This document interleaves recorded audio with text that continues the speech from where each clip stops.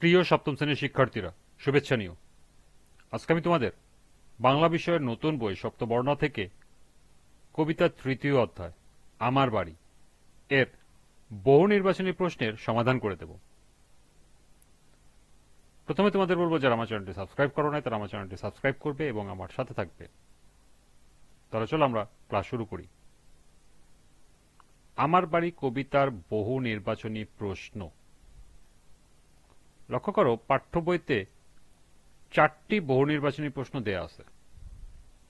প্রথমে আমরা এই 4টি বহু নির্বাচনী প্রশ্নের সমাধান করব, এরপর আরো সম্ভাব্য গুরুত্বপূর্ণ কিছু বহু নির্বাচনী প্রশ্ন দেখব এবং সেগুলোর সমাধান করব।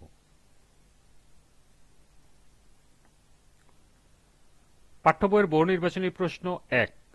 আমার বাড়ি কবিতায় কবি বন্ধুকে কোন ধানের চিরা খেতে দিবেন? শালি, আমন, বোরো, বিন্নি। সঠিক উত্তর ক, শালি।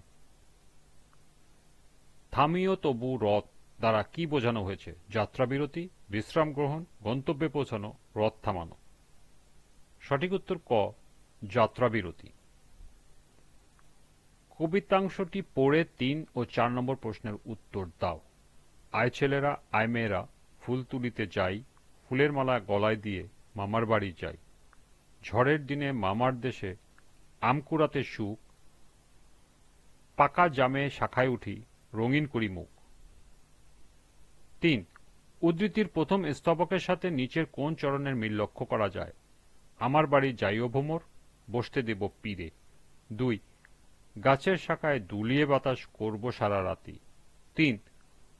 তারা ফুলের মালা গাঁথি জড়িয়ে দেব বুকে। নিচের কোনটি সঠিক? ক 1 ও 2, খ 1 ও 3, গ 2 ও 3, ঘ 1, 2 ও 3। সঠিক উত্তর খ 1 ও 3। 4। উদ্ধৃতির দ্বিতীয় স্তবকের সাথে আমার বাড়ি কবিতার মিল কোথায়? প্রকৃতিতে, নিমন্ত্রণে, খাদ্য বর্ণনায়, বন্ধুত্বে। সঠিক উত্তর ক, প্রকৃতিতে। এ ছিল পাঠ্য বইয়ের 4টি বহু নির্বাচনী প্রশ্নের সমাধান। এরপর সম্ভাব্য গুরুত্বপূর্ণ কিছু বহু নির্বাচনী প্রশ্ন। 5। কবি সারারাত বাতাস করবেন হাত পাখা দিয়ে, বৈদ্যুতিক পাখা দিয়ে, তালের পাখা দিয়ে, গাছের শাখা দুলিয়ে। সঠিক উত্তর ঘ, গাছের শাখা দুলিয়ে।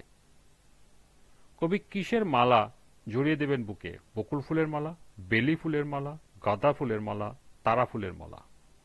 সঠিক উত্তর ঘ, তারা ফুলের মালা। 7। কবি বন্ধুকে কিসে বসতে দিবেন? আসন, পীড়ে, মাদুর, চেয়ার। সঠিক উত্তর খ, পীড়ে। 8। কবি বন্ধুকে কোন ধানের খই খেতে দেবেন? শালি, আমন, বোরো, বিন্নি। সঠিক উত্তর ঘ, বিন্নি। 9। কোথায় হাঁসগুলো ভেসে যায়? নদীতে, দিঘিতে, পুকুরে, বিলে। সঠিক উত্তর খ, দিঘিতে। 10। কোন ফুলের গন্ধ শুকে কবি থামতে বলেছেন? গোলাপ, বেলি, মৌরি, জুঁই। সঠিক উত্তর গ, মৌরি। 11। কবি আমার বাড়ি কবিতায় কোন ফলের কথা উল্লেখ করেছেন? আম, কাঁঠাল, জাম, লিচু, আনারস, বেদানা, কমলা, পেয়ারা। সঠিক উত্তর ক, আম, কাঁঠাল। 12। কবি ভ্রমরকে নিচের কোনটি খেতে দেবেন? সবরি কলা, কবরি কলা, সাগর কলা, আনাস কলা। সঠিক উত্তর খ, কবরি কলা। 13। কবি কাকে নিজের বাড়ি যেতে নিমন্ত্রণ করেছেন? কোকিল, মৌমাছি, ভ্রমর, শালিক। সঠিক উত্তর গ, ভ্রমর। 14। কিসের শব্দ শুনে কবি সকালে জেগে উঠতে বলেছেন? মোরগের ডাকের শব্দে, পাখি ডাকার শব্দে, মানুষের কথা বলার শব্দে, গাভীর দুধ দহনের শব্দে। সঠিক উত্তর গাভীর দুধ দহনের শব্দে। 15। কবি কাকে ভ্রমর বলে সম্বোধন করেছেন? পাখিকে, মৌমাছিকে, বন্ধুকে, পথিককে। সঠিক উত্তর গ, বন্ধুকে। 16। আমার বাড়ির কবিতাটি কোন কাব্যগ্রন্থ থেকে নেওয়া হয়েছে? নকশিকাঁথার মাত, হাসু, ডালিম কুমার, বালুচর। সঠিক উত্তর খ, হাসু। 17। কবি জসীমউদ্দীন জন্মগ্রহণ করেন কত সালে? 1901, 1902, 1903, 1904।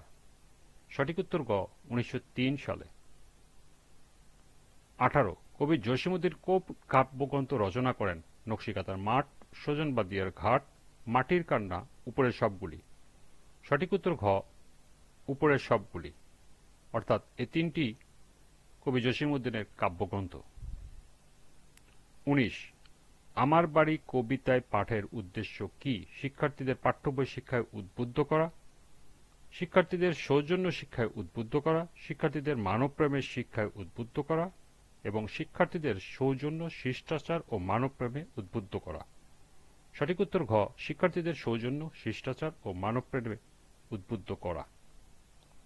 এবং সর্বশেষ ২০ কাজলা দিঘি অর্থ কি? কাজলের মতো কালো জলের নদী, কাজলের মতো কালো জলের খাল, কাজলের মতো কালো জলের দিঘি, কাজলের মতো কালো জলের পুকুর।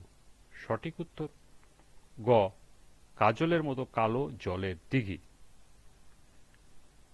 এ ছিল পাঠ্য বইয়ের ৪টি সহ সর্বমোট ২০টি গুরুত্বপূর্ণ বহু নির্বাচনী প্রশ্ন এবং এর সমাধান। আজকের ক্লাসটি এ পর্যন্তই। পরবর্তী ক্লাসে সৃজনশীল প্রশ্নের সমাধান করে দেব।